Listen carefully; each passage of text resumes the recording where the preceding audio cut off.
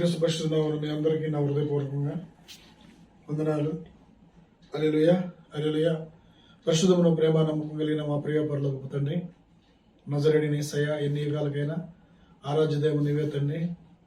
మీ గణనామకు లెక్కించలేని వేలాది స్తుతులు స్తోత్రాలు చెల్లిస్తున్న తండ్రి, మీ పక్షంలో నిలబడుతుండగా మీ దాసుల దేవతని నాయన కొందరైన ఆత్మ నింపండాయా. యేసు రక్తం ప్రతి పాపం గడి పవిత్రపరచుకుని మీ రక్తం దగ్గర శుద్ధీకరించండి. మీ పక్షం నిలబడుతుండగా మీ వాక్యమునైనా నా నోటి ఉంచి దేవతని నాయన మీరు మాట్లాడి మీ నామం మహిమ తెచ్చుకోమని యేసయ్య పరిశుద్ధ నామమున అడిగి ప్రార్థిస్తున్నా తండ్రి, ఆమేన్. హల్లెలూయా, హల్లెలూయా, హల్లెలూయా. సంతోషించడి, సంతోషించడి, ఆనందించడి, ఆనందించడి, సంతోషించడి, సంతోషించడి. దేవుడి వాక్యం సెలవిస్తుంది. సంతోషం గల మనసుకు ఆరోగ్యదాయకము, సంతోషం గల హృదయానికి విందని సామెతలు పుస్తకం ద్వారా దేవుడి వాక్యం సెలవిస్తున్నాడు. ప్రియ దేవుని బిడ్డ, సంతోషంగా మనం ఎల్లప్పుడూ కూడా దేవుణ్ణి సంతోషంగా ఆరాధించాలి, సంతోషంగా దేవుణ్ణి ప్రకటించాలి. ఏ స్థితిలోనైనా, దేని స్థితిలోనైనా, సంపన్న స్థితిలోనైనా, ఏ స్థితిలోనైనా దేవుని ఏం చేయాలి? సంతోషంగా మనం ఆనందించాలి.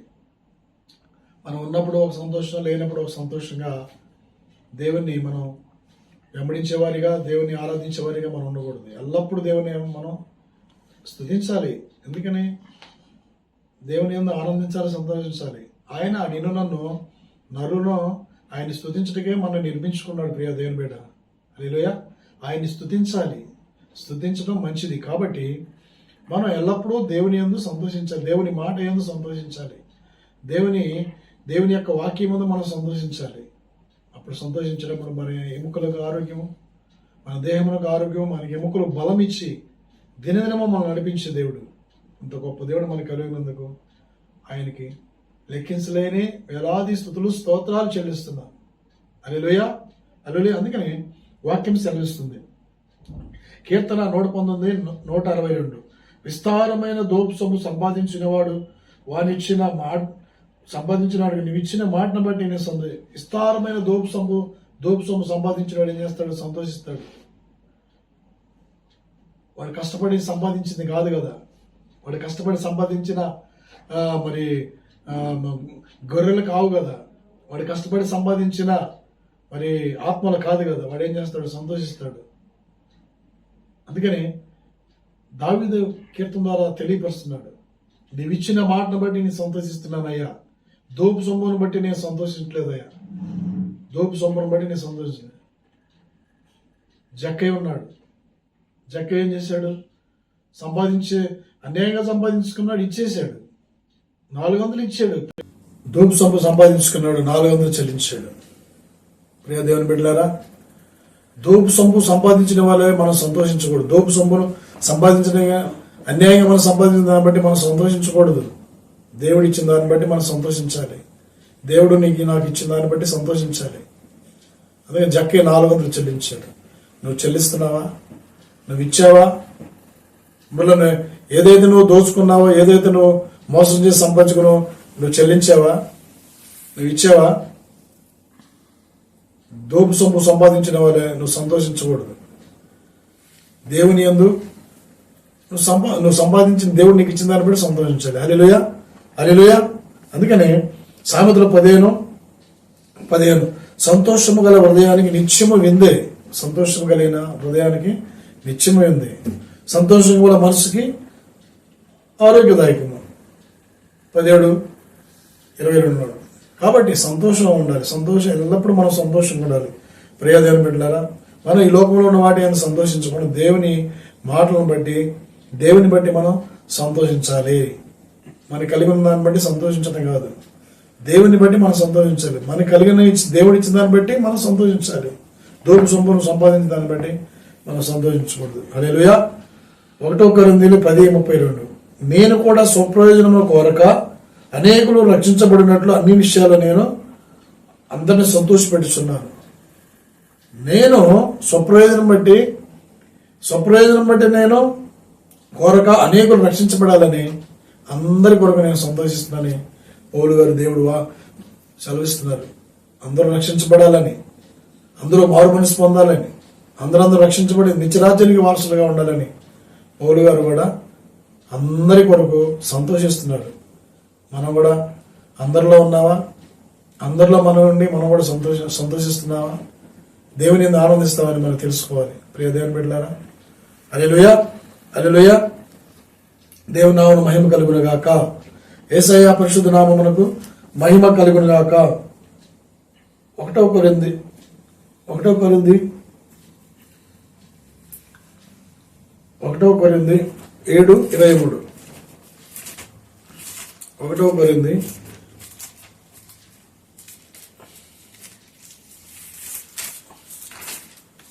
7:23.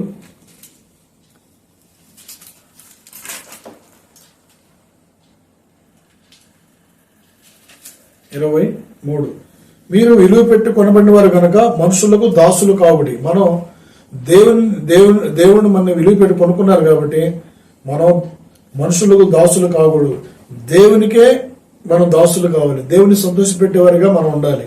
మనుషులను సంతోషపెట్టేవాడు అయితే ఎప్పుడు కూడా దేవునికి నీవు దాసుడు కాకపోదు. మనుషులు సంతోషపెట్టేవారిగా నీవు ఉండకూడదు, నేను ఉండకూడదు. దేవుని సంతోషపెట్టేవారిగా నేను ఉండాలి. అదే దేవుడు కోరుకుంటున్నారు. ప్రియ సహోదరుడా, సహోదరి, దేవుని దాసుడా, దేవుని చేత ఏర్పరచబడిన దేవుని దాసుడా, దాసురాలా, అదే దేవుడు కోరుకుంటున్నాడు. కాబట్టి మనుషులు సంతోషపెట్టేవారు, దేవుని సంతోషపెట్టేవారిగా మనం ఉండాలి. ప్రియ దేవుని బిడ్డ, హబక్కుకు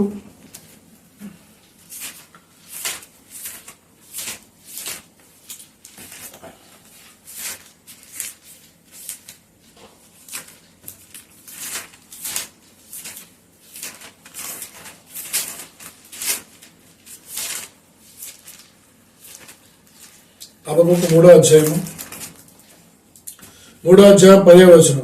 అంజూరపు చెట్లు పోయికుండినను, ద్రాక్ష చెట్లు ఫలింపకపోయినను, ఒలివ చెట్లు కాపు లేకుండినను, చేనులోని పైరు పంటకు రాకపోయినను, గొర్రెలు దొడ్డు లేకపోయినను, సాలలో పశువులు లేకపోయినను, నేను యెహోవా యందు ఆనందించదను, నా రక్షణకర్త అయిన నా దేవుని యందు నేను సంతోషించదను. హల్లెలూయా. హబక్కుకు స్పష్టంగా చెప్తున్నాడు. అంజూరపు చెట్లు పూయకుండినను, ద్రాక్ష చెట్లు ఫలించకపోయినను, సాలలో గొర్రెలు లేకపోయినను, చేనులోని పైరు చేతికి రాకపోయినను, గొర్రెల దొడ్లు లేకపోయినను, నేను నా దేవుని యందు ఆనందిస్తాను. నా రక్షణకర్తని దేవుని యందు నేను ఆనందిస్తానని ధైర్యంగా చెప్పగలుగుతున్నాను. ప్రియబిడ, మనం కూడా చెప్పగలుగుతున్నావా? ఈరోజు మనకి కొంత తక్కువైతే మనం ఏం చేస్తాం? నీరసించిపోతాం, కృంగిపోతాం. మనం ధైర్యంగా చెప్పగలిగిన మనసు ఉండాలి. ఏమి లేకున్నా, ఏమున్నా లేకున్నా దేవుని కొరకు మనం బ్రతకాలి. ఈ లోకంలో మనం ఏ గొప్ప దేవుని కలిగి ఉన్నాం, యేసుక్రీస్తుని కలిగి ఉంటే మనం ఐశ్వర్యవంతులు. కాబట్టి మనకి ఏమున్నా లేకున్నా ఆయన మనం ఆనందించి సంతోషించాలి. దేవుడు ఇస్తాడు, తగిన కాలం ముందు ఇచ్చింపజేస్తాడు. కాబట్టి ఉన్నప్పుడు ఒక రకంగా సంతోషం, లేనప్పుడు ఒక సంతోషంగా ఉండకూడదు. నిన్న నేడు ఏకరీతిగా దేవుడు కాబట్టి ఆయన ఎందు ఎల్లప్పుడూ మనం ఆనందించాలి, సంతోషించాలి. హల్లెలూయా, హల్లెలూయా. మరో విషయానికి లూకా సువార్త 23:8. ఏ రోజు యేసుని చూసి మిక్కిలి సంతోషించాడు. లూకా సువార్త 23:8. యేసుని గురించి ఏం చేశాడు? మిక్కిలి సంతోషించాడంట. ఎందుకని 23:8. ఏ రోజు యేసును చూసి మిక్కిలి సంతోషించను. ఆయన గురించి చాలా సంగతులు వినినందున ఆయన ఏదైనా ఒక సూచక్రియ చేయగా చూడ నిరీక్షించి బహుకాలమును ఆయన చూడగోరెను. ఆయన చూసినప్పుడు చాలా ప్రశ్నలు వేసును. ఆయన అతనికి ఉత్తరమేమీ లేదు. ప్రధాన యాజకులు, శాస్త్రులు నిలబడి ఆయన మీద తీక్షణముగా నేరం మోపారు. చూడండి, ఏ రోజు యేసును చూడటం అదే ఫస్ట్. ఆయన అనేక అద్భుతాలు చేశాడు, ఆశ్చర్యకార్యాలు చేశాడు. ఏ రోజుకి ఒక్కసారి కనపడేసరికి యేసుని ఒక సూచక్రియ చేయమని చెప్తున్నాడు. చూడండి, అది అతని మనసు హృదయం నుంచి వచ్చిన సంతోషం కాదు, హృదయాంతరంగా వచ్చిన సంతోషం కాదు.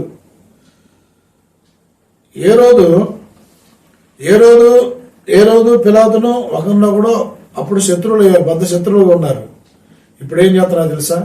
మిత్రులు అయిపోయారు. ఎందుకని? యేసుని పట్టుకొని మనం ఎప్పుడు సిలువ వేద్దామా, యేసుని పట్టుకొని మనం ఎప్పుడు శ్రమలు పెడదామా, యేసుని పట్టుకొని మనం ఎప్పుడు మనం చంపుదామా అని వీళ్ళిద్దరూ ఆ దినమున ఏమయ్యారు? మిత్రులు అయిపోయారు. నిజమే ప్రియ దేవుని బిడ్డలారా, ఈ లోకంలో ఒకరు శత్రువులు అవుతారు. వానికి విరోధమైన వాడు ఇతనికి శత్రువు అనుకో, వాళ్ళిద్దరూ మిత్రులు అయిపోతారు. ఈ లోకంలో కూడా అలా జరుగుతుంది. అందుకని ఏ రోజు దేవుని చూసి ఎందుకు సంతోషించాడంటే, ఏదైనా చూసి క్రియలు చేస్తాడా, అద్భుతాలు చేస్తాడా, అది చూసి సంతోషించాలని ఆ హృదయంలో కపటం పెట్టుకొని దేవుణ్ణి అడుగుతున్నాడు, చూసి క్రియలు జరుగుతుందా, చేస్తావని. కపటం పెట్టుకొని హృదయంలో దేవుణ్ణి అడిగి సంతోషిస్తున్నాడు. ఎందుకని? ఆయన సిలువ వేయాలని, ఆయన బాధించాలని, ఆయన గొడవలతో కొట్టేయాలని హృదయంలో ఒక సంతోషం ఉండి పైకి ఒక సంతోషం ఉంది. ఇలాంటి వారు ఎంతో డేంజరస్. అందుకని హృదయాంతరంలో ప్రేమ ఉండాలి, పైకి ప్రేమ కలిగి ఉండాలి. అది దేవుని ప్రేమ. కాబట్టి మనం ఈ లోపల మనం ఏం తీసుకురాలేదు కాబట్టి ఏమి తీసుకురాదు. తల్లి గర్భంలో ఎలా వచ్చామో అలాగనే మరలా తిరిగిపోవాల్సింది. కాబట్టి మనం ఎల్లప్పుడూ కూడా దేవుని యందు ఆనందించాలి, సంతోషించాలి. ఆనందించండి అంటున్నాడు దేవుడు. అంతే, దేవుని యందు ఆనందించాలి. సంతోషం వల్ల మనసు ఆరోగ్యదాయకము. మనం సంతోషం ఉంటే ఎల్లప్పుడూ కూడా ఆరోగ్యంగా ఉంటాం. దేవుడి వాక్యాన్ని మనందరి హృదయాలు ఫలించి అభివృద్ధి పరచబడినగా